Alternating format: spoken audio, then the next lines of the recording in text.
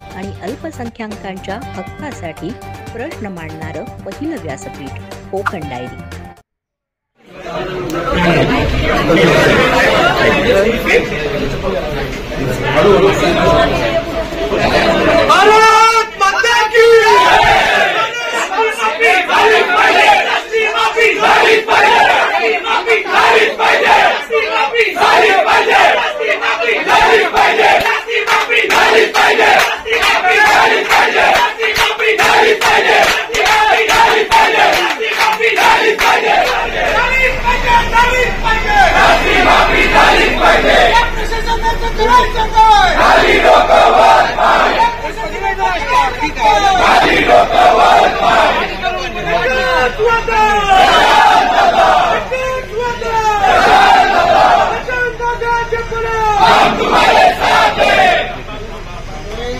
महापालिकेच्या संपूर्ण स्थापनेपासूनच्या कालावधीमध्ये भारतीय जनता पार्टी सातत्यानं सर्वसामान्य नागरिकाला जास्तीत जास्त सुविधा मिळाल्या पाहिजेत याच्यासाठी जशी आग्रही आहे, त्याच पद्धतीनं महापालिकेचा टॅक्स कमीत कमी असला पाहिजे। त्या टॅक्सवरती कोणताही दंड व्याज आकारता कामा नये याच्यासाठी सुद्धा आपण सगळेच जण तितकेच आग्रही आहोत। आणि म्हणून या दृष्टिकोनातून सातत्यानं नगरसेवक ते महापालिका जोपर्यंत बॉडी अस्तित्वात होती तोपर्यंत या संदर्भामध्ये सभागृहामध्ये बोलत राहिलेत। महापौर किंवा सभागृह नेते यांच्या माध्यमातून या दृष्टिकोनातून वेळोवेळी सातत्यानं महापालिकेच्या स्तरावरती जी कारवाई केली पाहिजे याचा पाठपुरावा केलेला आहे। आणि म्हणूनच आपण पाहिलं की जो टॅक्स आकारण्यात आलेला होता 50% कमी करण्याच्या बाबतीमधला प्रस्ताव आला, मात्र प्रशासनानं सांगितलं नाही आम्हाला एवढा करता यायचं आम्ही करूच शकणार नाही, आम्ही वरती विरोध करू। मग शेवटी 30% टॅक्स त्याच्यामधला कमी करण्याच्या संदर्भामध्ये निर्णय घेण्यात आला, अर्थात तो वरती पाठवला आणि त्यामुळे त्याला मंजुरी सुद्धा मिळाली। म्हणजे 30% टॅक्स कमी करण्यासाठी सुद्धा भारतीय जनता पार्टीनं पुढाकार घेतलाय। आणि हे सगळं झाल्यानंतर आता आपली इच्छा होती की किमान 2 वर्षाचा टॅक्स याच्यातला माफ करावा। मागण्या वेगवेगळ्या लोकांनी केल्यात, कोणी आंदोलनं केलीत, कोणी काय केल्यात, आपलाही सातत्यानं आग्रह होता। आणि भारतीय जनता पार्टी महापालिकेत सत्तेत होती, राज्यात होती, त्यामुळे आपलं म्हणणं होतं आपल्याला आंदोलन करता येत नाही, आग्रह आपला कायमच होता। टॅक्स माफ करता येत नाही असं ज्या वेळेला ठामपणानं आपल्याला वरतून कळलं तेव्हापासून आपण शास्ती माफीचा आग्रह धरलाय। आणि मग आपण पाहिलं शिंदे साहेबांनी गेल्या वर्षाच्या सप्टेंबर महिन्यामध्ये सांगितलं आम्ही शास्ती माफ करू, पण त्यानंतर ती माफी काही झालेली नाही। निवडणुका झाल्या, पुन्हा त्या ठिकाणी नव्यानं राज्य सरकार सत्तेत आलं, देवेंद्र फडणवीस साहेब, शिंदे साहेब, अजितदादा यांच्या नेतृत्वाखालचं सरकार सत्तेत आलं।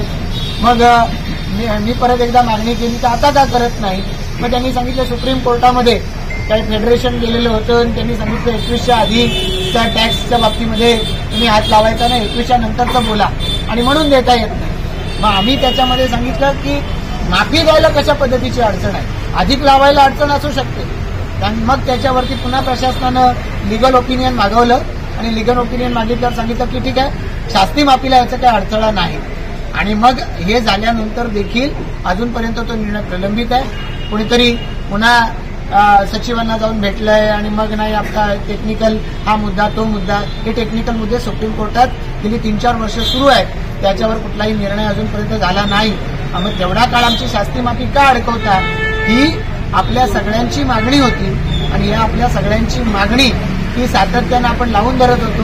तुम्ही माझ्याकडे सगळेजण पाठपुरावा करत होते कधी होणार कधी होणार कधी होणार, आणि म्हणून आज मला न कळवता तुम्ही डायरेक्ट या ठिकाणी महापालिकेमध्ये आलात।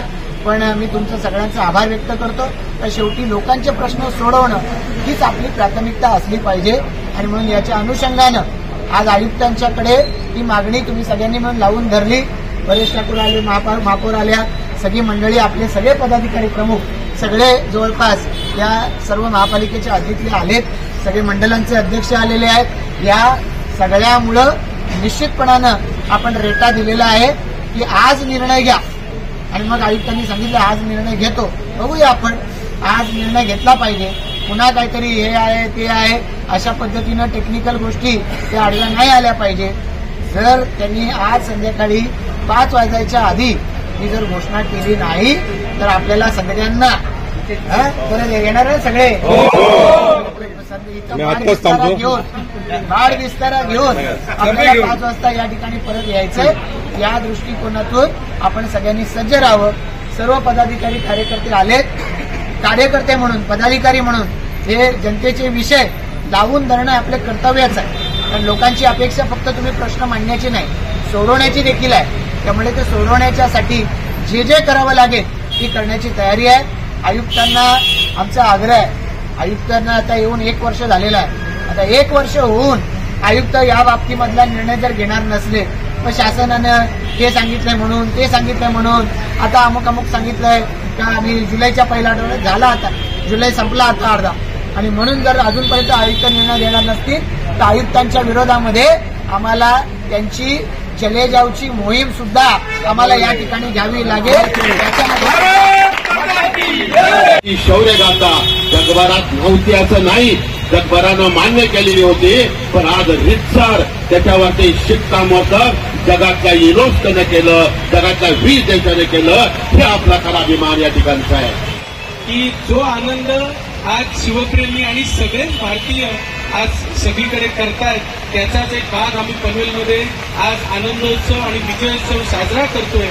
कारण भारतीय जनता पार्टी आणि जेम चॅरिटेबल संस्थेच्या मार्फत हे आम्ही जरी कार्यक्रम करत असलो तरी हा समस्त शिवप्रेमी आणि शिवभक्तांचा हा विजय असं मला म्हणावं लागेल. आणि इथून पुढे हे 12 गडकिल्ले आपल्याला ज्या पद्धतीनं इतिहासकालीन माहिती आपल्याला मिळायची ती फक्त महाराष्ट्र आणि भारतामध्ये आता ही जगभरामध्ये माहिती स्पष्टपणाने आणि एकदम क्लिअर माहिती ही जाणार आहे. आणि हे गडकिल्ले आता जे 12 आहेत इथे आजूबाजूला जी गावं आहेत यांचा देखील विकास व्हायला आता कोणी थांबू शकत नाही. आणि याला निधी जागतिक पातळीवरचा निधी हा आता आपल्या 12 गडकिल्ल्यांना मिळणार आहे. केंद्र शासन राज्य शासन तर करतंय परंतु हे सगळे आता जागतिक पातळीवर हे संवर्धन कसं करायचं हे नक्कीच इथून पुढे आपल्याला माहिती पडेल असं मला सांगावंसं वाटतं. आणि मी तुम्हाला एकच सांगेन की ज्या पद्धतीनं आता आपले भारतवासीय किंवा भारत आपले शिवप्रेमी इथे गडकिल्ल्यांवर जात होते आता जागतिक पातळीवर विदेशी पर्यटक देखील या 12 गडकिल्ल्यांवर येऊन आपली माहिती आणि हे सगळं पर्यटन स्थळाची किंमत किंवा इतिहासाची माहिती ही जागेवर मिळणार आहे. तर पुन्हा एकदा मी मनापासून सर्वांचंच अभिनंदन करतो. आणि आदरणीय देशाचे पंतप्रधान नरेंद्रजी मोदी साहेब, आदरणीय महाराष्ट्राचे मुख्यमंत्री देवेंद्रजी फडणवीस साहेब या सगळ्यांचंच मनापासून कौतुक करतो की आपण हे जे काम चालवलेलं आहे या कामाची ही पोचपावती आहे असं म्हणावं लागेल. पुन्हा एकदा सर्वांचं मनापासून कौतुक.